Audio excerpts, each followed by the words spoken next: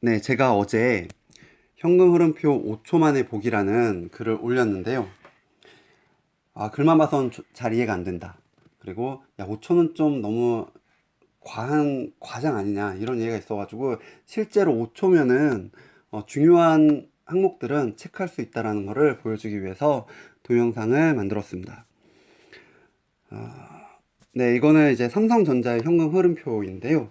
제가 사용하는 그 어플리케이션에 있는 현금 흐름표를 캡처했고요. 대부분의 그 모바일 HTS를 보면은 이 정도의 현금 흐름표를 간략하게 보여줍니다. 각 종목별로. 자, 일단 현금 흐름표는 크게 세 부분으로 나눠져 있어요. 네, 영업 현금 흐름, 네, 중간에 보시면 이제 투자 활동으로 인한 현금 흐름, 그리고 세 번째 재무 활동으로 인한 현금 흐름이죠. 이 중에서 가장 중요한 거는 네, 영업 활동으로 인한 현금 흐름입니다.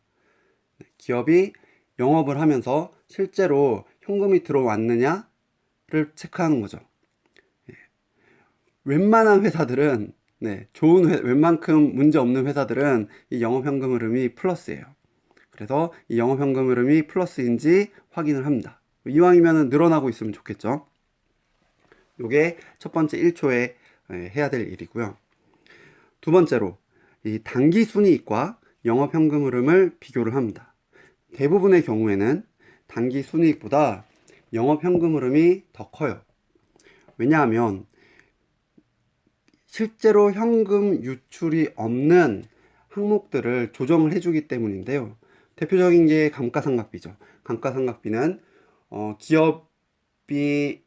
기업의 비용에서 이제 큰 부분을 차지하는데 이게 실제로 나가는 비용은 아니거든요. 그래서 현금이 유입된 걸로 이제 조정을 하죠. 보통 단기 순이익이 이익의 양을 보여준다면은 이 단기 순이익과 영업 활동으로 인한 현금 흐름을 비교해서 이 이익의 질을 확인해 볼 수 있습니다. 그래서 단기 순이익보다 영업 활동 현금 흐름이 더 큰지를 체크를 합니다. 이게 두 번째 2초에 해야 될 일이고요. 자, 그 다음에 세 번째로 그 영업 현금 흐름과 투자 현금 흐름과 재무 현금 흐름을 체크를 하는데요. 좋은 회사들은 여기서 좋다고 하면 이제 영업으로 돈도 벌고 또 투자를 하면서 이제 미래 벌 돈도 이렇게 준비를 하는 그런 회사들은 영업 현금 흐름이 플러스고 그 현금을 이제 투자 활동과 그리고 재무 활동에 씀으로써 투자 현금 흐름과 재무 현금 흐름이 마이너스예요. 삼성전자의 현금 흐름표를 보면 네, 영업 현금 흐름에서 62조가 들어왔고 투자 활동에서 이제 49조를 쓰고 그리고 재무 활동에서 12조를 쓰죠. 그래서 그 영업 현금 흐름이 플러스고 투자 활동이 뭐 마이너스고 재무 활동으로 인한 현금 흐름이 마이너스인지를 한번 봐요. 근데 중요한 거는 뭐 투자 활동으로 인한 현금 흐름이 플러스일 수도 있어요. 그리고 뭐 재무 활동으로 인한 현금 흐름이 더 플러스일 수도 있어요. 영업 활동으로 인한 현금 흐름이 마이너스일 수도 있어요. 어쩌다 1, 2년은. 근데 이 마지막에 재무 활동으로 인한 현금 흐름이 계속 플러스고 반면에 투자 활동으로 인한 현금 흐름이랑 영업 활동으로 인한 현금 흐름이 마이너스라면 이 문제가 있는 거죠. 이러한 기업은 어떤 기업이냐면 이제 재무 활동으로 인한 현금 흐름이 플러스라는 것은 즉 돈을 차입을 많이 했다는 거거든요. 이 차입을 해가지고 시설에 투자를 하고 또 차입을 해가지고 영업에서 손실이 나는 영업에서 빠져나가는 현금을 메꾼다는 거예요. 그게 뭐 1, 2년은 괜찮아요. 근데 이게 막 몇 년 동안 지속이 되면은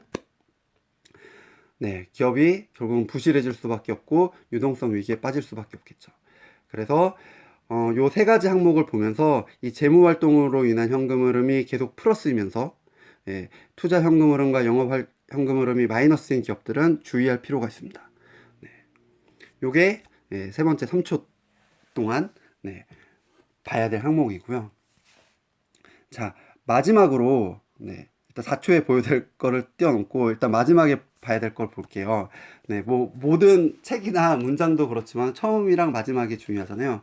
그래서 결과적으로 기말의 현금 및 현금성 자산이 어떻게 변했는지를 봅니다. 네, 그래서 뭐 이거는 상황에 따라 조금 늘어날 수도 있고 뭐 줄어들 수도 있어요.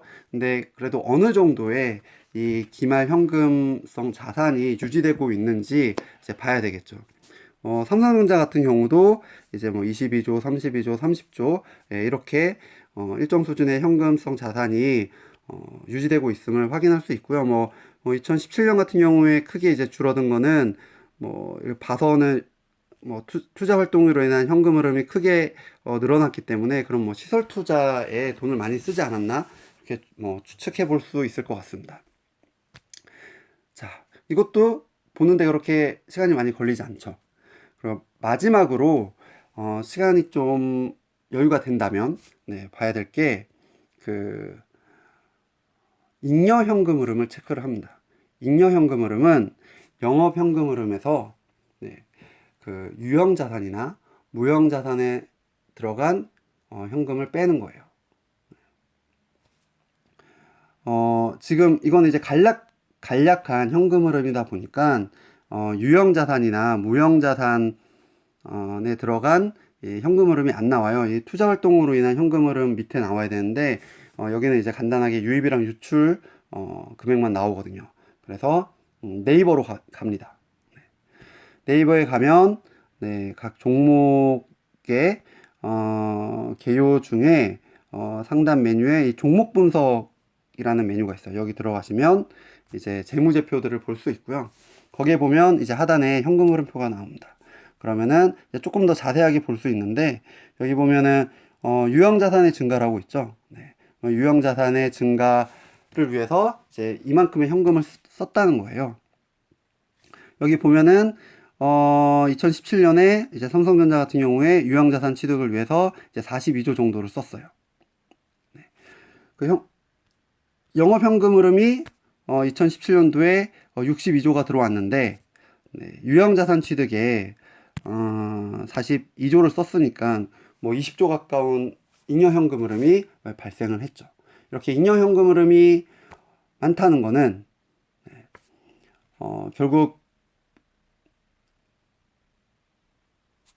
많다는 거는 이제 적시에 이제 적절한 투자를 할 수 있다는 거고요. 네. 그리고 유무형 자산을 이렇게 취득하고도 이제 돈이 남는 것이니까 기존의 빚을 갚을 수도 있고 뭐 배당을 할 수 있고 이제 기업에 여러 가지 여력이 있다는 거를 이제 확인할 수 있습니다. 참고로 이제 뭐 삼성전자처럼 이런 제조업들은 유형 자산에 들어가는 현금 흐름이 많고요. 반면에 이제 뭐 미디어 기업이라든가 이제 그런 서비스 업종들은 무형 자산에 들어가는 이제 그 현금이 많죠. 자, 여기까지 체크하는데 이제 5개 항목이고요. 한번 보도록 하겠습니다. 자, 삼성전자의 현금 흐름을 띄워놓습니다. 그리고 영업 활동으로 인한 현금 흐름을 체크합니다. 플러스, 오케이. 다음 넘어가서 당기순이익과 현금 흐름을 체크를 합니다. 보면은 당기순이익보다 영업 현금 흐름이 크죠. 그럼 오케이. 그리고 재무 활동으로 인한 현금 흐름이 마이너스고, 네, 뭐 재무 활동 현금 흐름, 재무 활동으로 인해서 뭐 차입을 엄청 많이 끌어들여 가지고 이제 투자와 영업을 하고 있는 회사는 아니라는 거를 이제 또 확인할 수 있어요. 자, 그 다음에 영업 활동 현금이랑 유무형 자산 증가에 의한 현금 유출을 비교를 해요. 플러스. 그러면은 잉여 현금 흐름이 있잖아요. 몇 년 동안 계속 그게 유지되고 있어요. 그럼 오케이. 그리고 마지막으로 기말에 현금 및 현금성 자산을 체크를 해요. 네. 적정한 현금성 자산이 유지되고 있죠. 그럼 오케이. 자, 5초면은 충분합니다. 네. 현금 흐름표가 중요한 이유는 두 가지인 것 같아요. 첫 번째는 거짓말 하기가 힘들어요. 손익계산서나 또는 뭐 손익계산서에 있는 이익이나 또는 재무제표상의 이제 뭐 자산부채 항목들 같은 경우에는 좀 분식회계 등을 통해서 이렇게 좀 고칠 수가 있어요. 네. 그런 여지들이 좀 있죠. 근데 현금 흐름은 굉장히 심플하잖아요. 현금이 들어왔냐 안 들어왔냐를 보기 때문에 그런 것들을 이렇게 수치를 바꿀 수 있는 여지가 비교적 적어요. 그래서 정확하게 현재의 회사 상황을 알 수가 있고요.